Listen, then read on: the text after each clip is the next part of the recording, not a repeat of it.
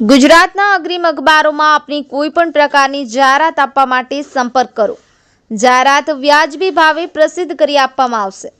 વલણ ગામની 9 વર્ષની હુસ્નાહ બાનુએ જીવનનો પ્રથમ રોજો રાખી અલ્લાહની બંદગી કરી. નાની વયે રોજો રાખી અન્યો માટે પ્રેરણાદાયી બની.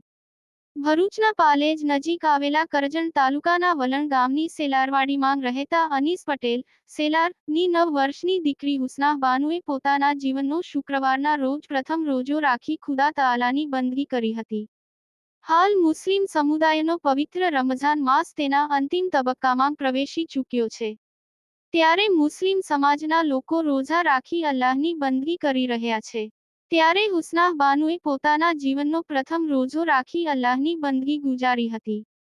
સાથે સાથે દેશમાં અમન અને શાંતિ કાયમ રહે અને હિન્દુ મુસ્લિમ સંપ્રદાયના લોકો હળીમળીને રહી કોમી એકતાનો દીપ પ્રજ્વલિત કરે એ માટે વિશેષ દુઆ ગુજારી હતી. 9 વર્ષની હુસ્નાહે પોતાના જીવનનો પ્રથમ રોજો રાખી અન્યો માટે પ્રેરણાદાયી બનવા પામી છે. યાકુબ પટેલ, ભરૂચ.